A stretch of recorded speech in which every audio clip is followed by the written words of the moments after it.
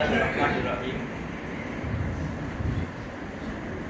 کتابوں میں ایک واقعہ لکھا ہے کہ عمرو بن عاص رضی اللہ تعالیٰ عنہ کی سرکردگی میں مصر کے شہر اسکندریہ میں مسلمانوں نے پڑاؤ ڈالا تھا. تو ایک صحابی عبادہ ابن صامت رضی اللہ تعالیٰ عنہ لشکر سے دور فاصلے پر چلے گئے اور وہاں اپنا گھوڑا باندھا اور نماز کی نیت باندھ لی.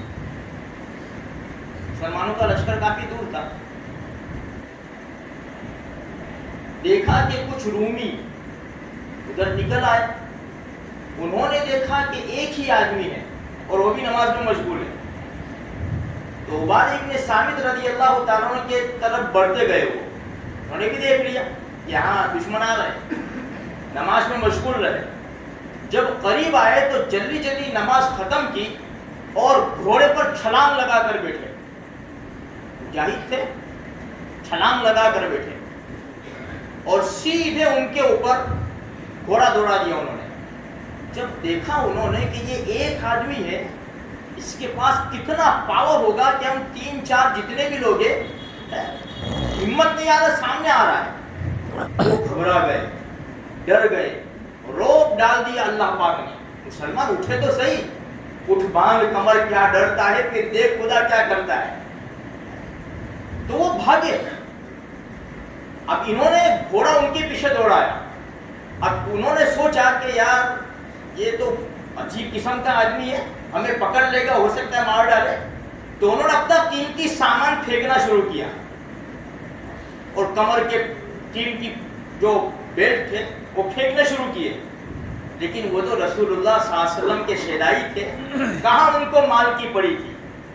اس کی طرف دھیان بھی نہیں دیا, بھاگتے گئے ان کے پیچھے. اتنے ڈر گئے وہ کہ وہ قلعے کے اندر چلے گئے. قلعے کے اندر چل کے کیوار بند کر لی. انہوں نے قلعے کے بعد سے پتھراؤ شروع کیا اکیلے.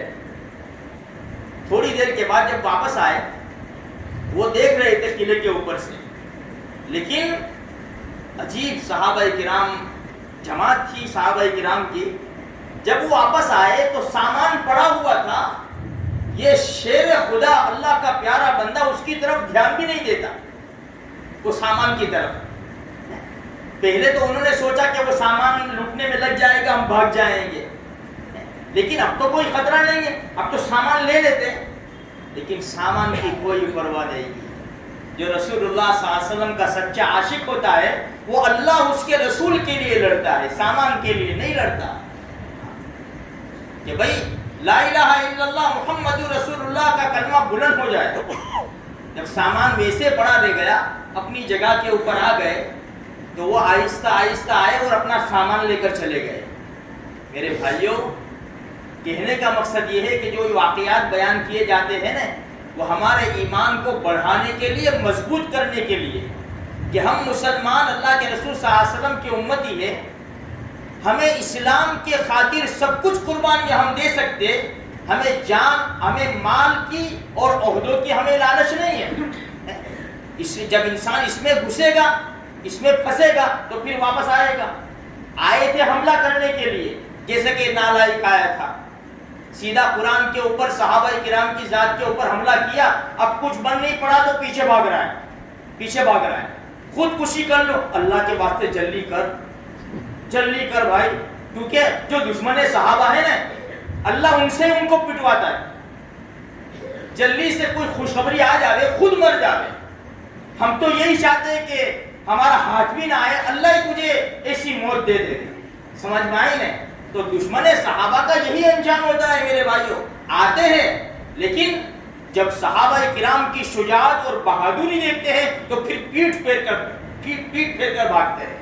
آج مسلمانوں کی شان یہی ہونی چاہیے. ہم اسلام کے اوپر, ایمان کے اوپر اتنے مضبوط ہو جاوے. آج ہم کیا سمجھتے ہیں بھئی یہ اصل میں ہتھیار یہ نہیں ہے. صحابہ کرام کے پاس جو پاور تھا نا, جو طاقت تھی, وہ ایمانی طاقت تھی. خالد ابن ولید لڑ رہے تھے نا مشرکوں میں سے, بھاگے. جنگ احد کے دن تو پہلے بھاگے, پھر واپس آئے, اور انہی کی وجہ سے مسلمانوں کو نقصان اٹھانا پڑا. لیکن جب اسلام لائے, ایمان اتنا مضبوط بنا 36 جنگیں لڑی، 36۔ جسم کا کوئی حصہ ایسا نہیں تھا کہ زخم نہ لگا ہو۔ وہ شہادت چاہتے تھے کہ شہادت مل جاوے، لیکن نبی کریم صلی اللہ علیہ وسلم نے غزوہ موتا کے موقع کے اوپر جب جھنڈا اٹھایا تو کیا کہا؟ سیف من سیوف اللہ نے جھنڈا اٹھایا، اللہ کی تلواروں میں سے ایک تلوار نے جھنڈا اٹھایا۔ بھلا جس کو ہمارے نبی اللہ کی تلوار کا لقب دے دے، وہ تلوار کو کون توڑ سکتا ہے؟ جب دنیا سے جا رہے تھے نا، دنیا سے، تو صحابہ کرام کو کیا کہہ رہے تھے اپنے دوستوں کو؟ عورت کی طرح مر رہا ہوں میں بستر کے اوپر۔ کیا کہہ رہے؟ عورت کی طرح بستر کے اوپر مر رہا ہوں۔ تمنا تو یہ تھی کہ شہادت مل جائے، لیکن اللہ کا بھی فیصلہ تھا کہ اللہ کی تلوار کی کون توڑ سکتا ہے۔ میرے بھائیوں، یہ صحابہ کرام کے سینوں میں بھی دل تھے، ان کی بھی اولاد تھی، ان کے بھی مکانات تھے، ان کے بھی بزنس اور گارڈن تھے، کچھ نہیں دیکھا، اللہ کے نام کے اوپر انہوں نے قربانی دی۔ آج ہم مسلمان بنے بیٹھے ہیں، اپنے ایمان کو مضبوط بناوے، تقدیر کا ہمارے پاس سے کوئی لے کر نہیں جائے گا، موت سے پہلے ہمیں کوئی نہیں مار سکتا، ہماری روزی کوئی چھین نہیں سکتا۔ اگر ہم نے اپنے آپ کو اللہ کی ذات کے اوپر ڈال دیا، بس ہمارا محافظ اللہ ہے۔ اللہ پاک مجھے آپ کو صحیح سمجھ عطا فرمائے۔